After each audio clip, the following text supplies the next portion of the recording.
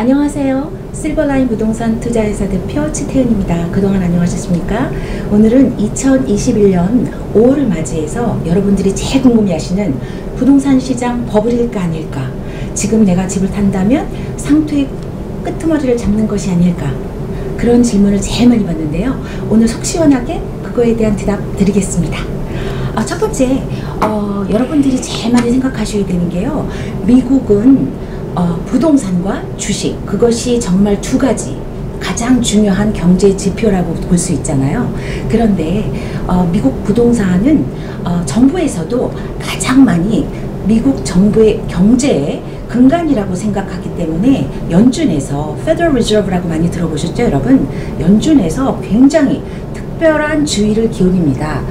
미국말로 Federal Reserve는 Fiscal Manager라고 불러요. 그건 무슨 말이냐면 경제가 인플레이션이 안 되게 하려고 그 양적 팽창을 해야 되냐 말아야 되냐, 다시 말해서 경제 그 시장에 돈을 쏟아 부어야 되냐 말아야 되냐, 그걸 조정을 함으로써 그 부동산과 주식 그 시장을 조금이라도 컨트롤하는 게 그 연준입니다. 그래서 다시 말씀드리지만 부동산 버블인가 아닌가, 이거를 우리가 보려면 금리 상승이 된 다음에 또 이 주택이 재고가 지금 아직까지도 부족하고 있는데 이것이 계속 부족할지 아닐지, 이런 거 몇 달 정도 앞으로 연말까지 좀 지켜보셔야 이게 부동산이 버블이다 아니다 라고 우리가 확실히 판단을 할 수가 있겠는데, 현재로서는 우리가 그 부동산 버블이 아니라고 생각합니다. 일단 부동산 과열 원인에 대해서 먼저 짚어보고, 또 왜 제가 오늘 부동산 버블이 아니다 라고 말씀드릴 수 있는 건지, 그 미국의 역사를 좀 살펴보고, 최근 1900년대 초의 역사를 좀 살펴보고 지금의 경제 상황과 연관시켜서 설명을 좀 드리겠습니다. 이제 첫 번째, 많이 들어보셨겠지만 부동산 과열의 원인은 첫 번째가 낮은 이자율이에요. 제가 부동산 업계에 몸담은 지 20여 년인데 이렇게 낮은 이자율을 본 적은 없습니다. 최근에 저희 손님이 15년으로 재융자를 하셨는데 그분 이자율이 1.99였어요. 그분이 2년 전에 4월 말쯤에 저와 집을 사셨는데 그때 4.25, 그게 30년 융자, 고증융자였거든요. 그러면 그분이 2년 전에 사셨던 그 이자율보다 지금 반이 줄은 거잖아요. 그러니까 정말 이 이자율이라는 거는 정말 말도 못하게, 저는 아마 1.9라는 이 이자율은 다시는 제 부동산 커리어에 보지 못하지 않을까라고 생각됩니다. 지금 약간 이자율이 올라가고 있는 상황인데요. 이번 주, 지난주도 마찬가지고. 그래서 다시 말씀드리지만 부동산 과열의 첫 번째 원인은 낮은 이자율. 두 번째는 그 팬데믹 이후로 재택근무가 굉장히 일반화됐다는 거죠. 그렇기 때문에 재택근무가 일단 일반화된 걸로 따진다면 많은 분들이 방개수나 또는 목욕탕 개수나 이런 게 좀 더 많아져야 돼요. 왜냐하면 집에서 일도 해야 되고, 또 이렇게 우리가 일을 할 때 부부가 다 일한다고 생각하면 부부 한 명당 방 하나씩 필요하고요. 그 다음에 아이가 2명이라면 또 아이도 한 명씩 원격으로 공부를 하기 때문에 결국은 4인 가족인 경우에 방이 3개, 적어도 3개 이상 돼야 된다는 소리죠. 다들 방에 안 가고 한 명은 부엌에서 공부를 하는 한이 있어도 3개 이상 돼야 된다는 거기 때문에 그만큼 집에 대한 필요가 늘어났고요. 그 다음에 또 하나는 지금 팬데믹 이후로 정부에서 굉장히 인플레이션이 되지 않을까, 또는 사람들이 잡을 잃어버려서 정제가 무너지지 않을까 싶어서 양적 팽창을 하고 있거든요. 그거는 여러분들 좀 많이 들으셨지만 CARES Act를 그걸 기본으로 해서 지금 정부에서 돈을 많이 풀고 있어요. 그게 이제 세 번째 이유고요. 그래서 네 번째 이유는요, 목재와 철강을 비롯해서 모든 건축 자재 또는 인건비가 지금 상승하고 있습니다. 그것도 급상승하고 있습니다. 이유는 이렇습니다. 부동산뿐이 아니고 자동차도 만약 들어보셨을 거예요. 부동산도 마찬가지고 자동차도 마찬가지고, 많은 사람들이 실업을 예상하고 또는 수요가 줄 거라고 잘못 판단을 하고 모든 그 생산 라인에서 50% 정도를 줄인 거예요. 근데 사실은 집도 수요가 늘어났고 자동차도 수요가 줄지 않았고, 그래서 지금 MSRP 프라이스로 자동차를 사실 수 없거든요. 마찬가지로 집도 여러분 많이 들어보셨죠? 5만 불, 10만 불, 15만 불 막 올라가고 있잖아요. 지금 일례로 제 리스팅 비엔나에 있는 집이었는데요. 123 선상에 있는 집이었는데 95만 불에 저희가 에스킹 프라이스 했는데 지금 1.1 110만 불에 계약이 됐습니다. 그것도 첫날 그 집을 보지도 않고 계약이 6개가 들어왔습니다. 또 하나 1.2에 저희가 에스킹 프라이스를 내놨는데 사람들이 칸도는 팬데믹 때문에 사람들이 안 살 거다 라고 생각을 하셨는데 맥클린에 있는 하이라이스 칸도인데요. 19층짜리 하이라이스 칸도에 2bedroom하고 댄 있는 그런 칸도인데 1.2에 120만 불에 저희가 내놨는데 그거 120만 불 풀 프라이스에 들어왔어요. 그 노스캐롤라이나에서 릴로케이션 하시는 분들이 사셨는데요. 그건 무슨 말이냐면 워싱턴 일원의 잡이 계속적으로 늘어나고 있기 때문에 이런 팬데믹 상황에도 생각지도 않았지만 사실 이 1.2 120만 불 에스킹 프라이스는 조금 오버 프라이스 된 거였거든요. 사실 그 집은 110만 불이 적당한 가격이에요. 그런데 120만 불에 지금 컨트랙돼서 지금 곧 세르먼 하거든요. 또 하나 예를 들면 여러분들 많이 한국 분들 가시는 센터빌에 있는 타운하우스 가라지도 없는 집이었고요. 지은 지 1992년에 지은 집인데 타운하우스 방 3개짜리요. 가라지 없는 집이 에스킹 프라이스 45만 불이었는데 저희 손님이 49만 5천 불에 계약하셨는데 풀 캐시로 월요일날 컨트랙해서 금요일 같은 주에 금요일날 클로징 하셨어요. 지난주에. 이거는요 정말 말도 안 되는 상황이에요. 제가 이런 예를 드리는 이유는 이게 제가 어떻게 메이크업 스토리가 아니고 현재 지금 제 리스팅과 제가 바이어 에이전트로서 리스팅 에이전트로서 일을 하는 현장에서 벌어지고 있는 일들을 생생하게 지금 전달드리는 것입니다. 그 다음에 또 하나 부동산 과열의 원인 보면 마지막으로 5번째가 인플레이션에 대한 그 우려예요. 좀 속된 말로 이게 돈이 똥값이다 이렇게 될까봐 사람들이 너무 걱정을 해서 지금 물건에 투자를 하는 거죠. 왜냐하면 주식과 또 다르게 주식 같은 경우에 지금 여러분들 더 잘 아시겠지만 every quarter, 그러니까 분기별로 분기가 끝나면 그 다음 달에 사람들이 디비던드, 그러니까 그 프로핏을 다 그 주식을 소유한 사람들한테 주기 때문에 주식값은 약간 주춤하잖아요.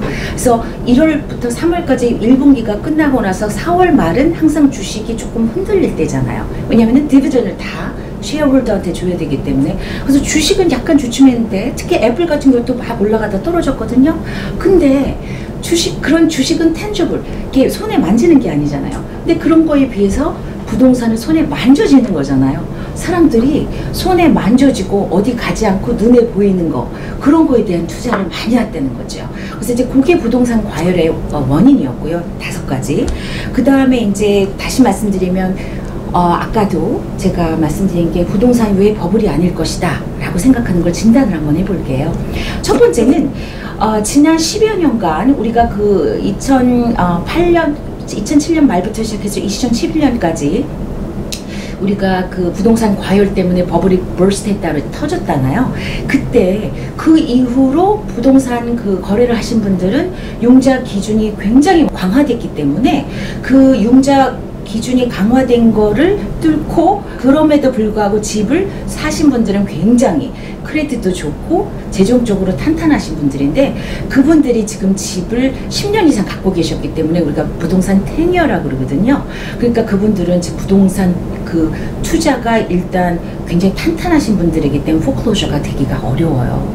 그게 첫 번째 이유고 버블이 아닌 이유. 두 번째는 그 주택 수요가 계속적으로 늘어나고 있다는 거죠.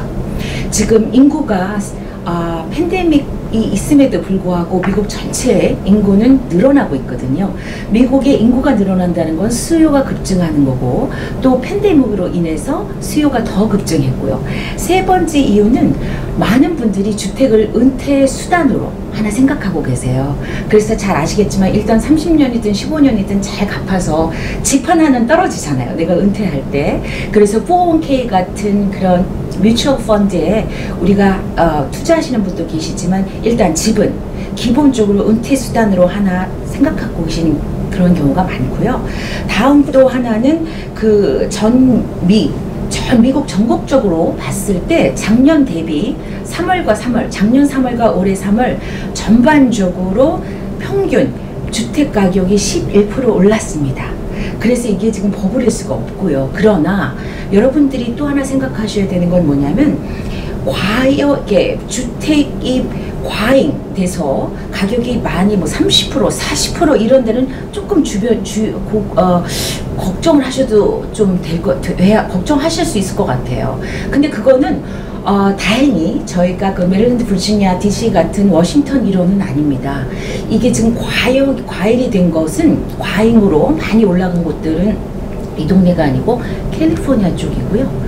그 다음에 또 하나는 애리조나 쪽이고요. 우리하고는 조금 거리가 있어요. 그래서 여러분들 그거 너무 생각 안 하셔도 되는데, 이제 한 가지 걱정은 제가 부동산이 점점 이게 스몰 타임 인베스터가 아니고 빅 리그가 된다는 그런 걱정이 하나 있어요. 그래서 부동산 전문가들이 많이 거기에 들어오시는 거죠. 이걸 우리가 어떻게 보냐면요, 지금 여러분들이 부동산 투자하면은 그냥 집을 사고 건물을 사고 이런 거 생각하시나요? 상가를 사고.